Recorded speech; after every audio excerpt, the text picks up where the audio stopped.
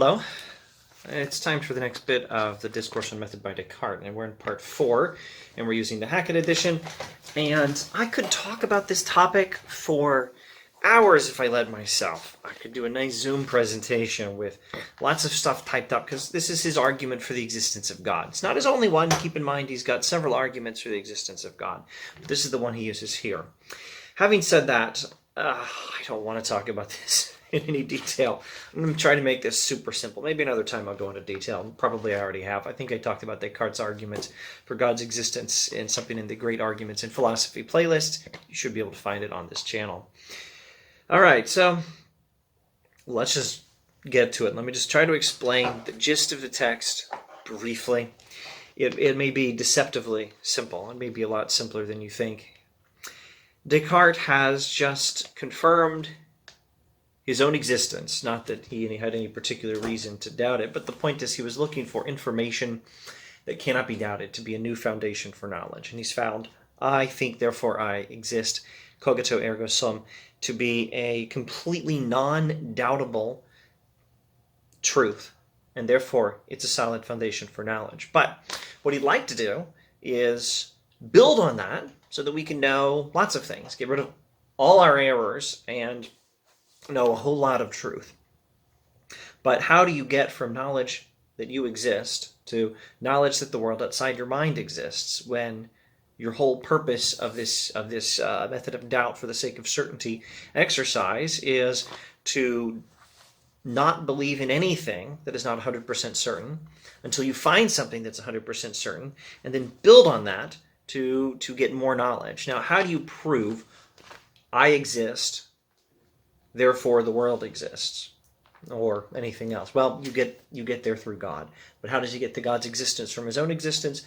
By thinking about his own thinking about God. Descartes says, following this, reflecting upon the fact that I doubted, and that as a consequence my being was not utterly perfect, for I saw clearly that it is a greater perfection to know than to doubt, I decided to search for the source from which I learned to think of something more perfect than I was, and I plainly knew that this had to be from some nature that was in fact more perfect. So he's doubting, and that's how he knows he's not perfect. But he has in his mind this idea of perfection. Where does that idea come from? And he thinks about all the thoughts he's had of a lot of things, the heavens, the earth, light, heat, and 1,000 others, and he notices that these things are not perfect things. The thought of them is not a perfect thought. So I could believe that if they were true, they were dependencies of my nature insofar as it had some perfection, and that if they were not true, I obtained them from nothing, that is to say, they were in me because I had some defect. So mountains, trees, stars in New York City might not actually exist. My idea of them might exist only because I'm imperfect and have inaccurate ideas of what is real. We're still in very early stages of the method of doubt, you understand. But the same could not hold for the idea of a being more perfect than my own. For it is a manifest contradiction to receive this idea from nothing. And because it is no less a contradiction that something more perfect should follow from and depend upon something less perfect, then that something should come from nothing, I could not obtain it for myself. Let me try to paraphrase that for you. He has in his mind the idea of a perfect being, and that idea must be caused by a perfect being. It cannot be caused by an imperfect being, and he is an imperfect being. Therefore, the idea must be caused by something more perfect than himself, and indeed by something absolutely perfect. And so there must be such a thing, namely God. It thus remained that this idea had been placed in me by nature truly more perfect than I was, and that it even had within itself all the perfections of which I could have any idea, that is to say, to explain myself in a single word, that it was God, etc. Of necessity, there must be something else more perfect upon which I depended, and thus Descartes proves that God exists. And I think I may just quit there, noting that in the rest of the paragraph he talks a little bit about God. I don't think I want to do a special video on that, though. I don't want to do it in this video. I have to run to class. Okay, so how do I wrap this up? What do I say about the end of the paragraph, first of all? The next, that was roughly half this paragraph. The next paragraph in the Hackett edition here, page 20. first part of page 20. After he talks about I think, therefore I am, you remember maybe 2 videos back, he did a paragraph on how he knows something about what he is just by thinking about his insight, I think, therefore I am. He knows that he's a mind, not a body. We talked about that in the last video, or 2 videos back anyway. And now he's doing something similar. He's thinking he's just proved the existence of God, and he can do some reasoning about God. And I won't go over the reasoning here, but I will mention at least one conclusion from it. God is not composed of different parts. God is a non-physical thing with no parts. This is the doctrine of divine simplicity, the idea that God has no parts. All right. So now what else shall I say about this? I think the only thing I should say about this whole paragraph at this point is to clarify, if I can, the argument. And then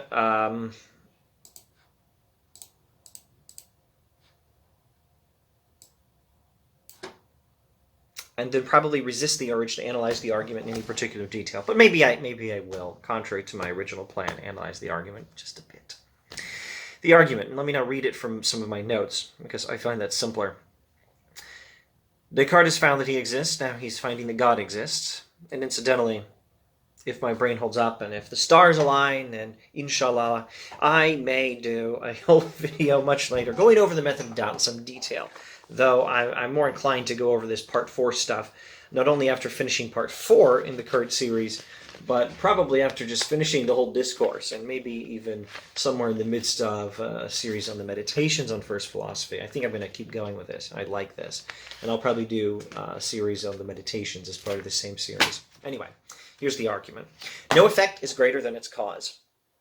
I have an idea of a perfect being. Since I am imperfect, I am not the origin of the idea, nor is anything else imperfect. The origin of the idea of God, so the idea of a perfect being is caused by that perfect being, therefore a perfect being exists, so God exists. You could classify this as something like an ontological argument, or maybe a hybrid of the ontological argument and the cosmological argument.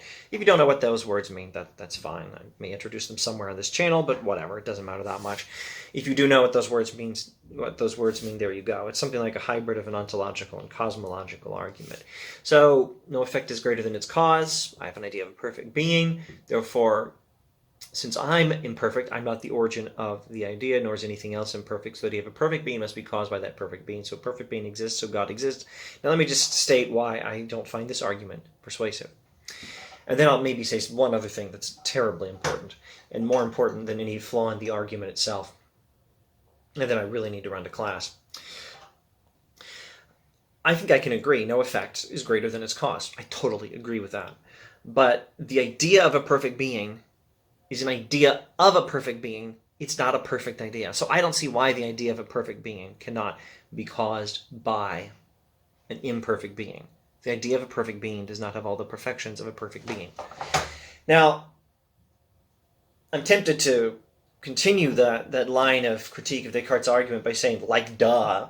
But then I have this response to my own dismissal of Descartes. And it goes something like, dude, slow down, maybe you're misunderstanding him. And it's possible I am. I wouldn't be particularly surprised if I were botching Descartes' argument. Maybe what I'm giving here is a misunderstanding of his argument. Nevertheless, I'm giving it. This is my understanding of the argument. And unless you have a better one, I recommend it until you find a better one. But it is possible that I'm missing something here. It looks to me like the argument is that simple and has that particular flaw.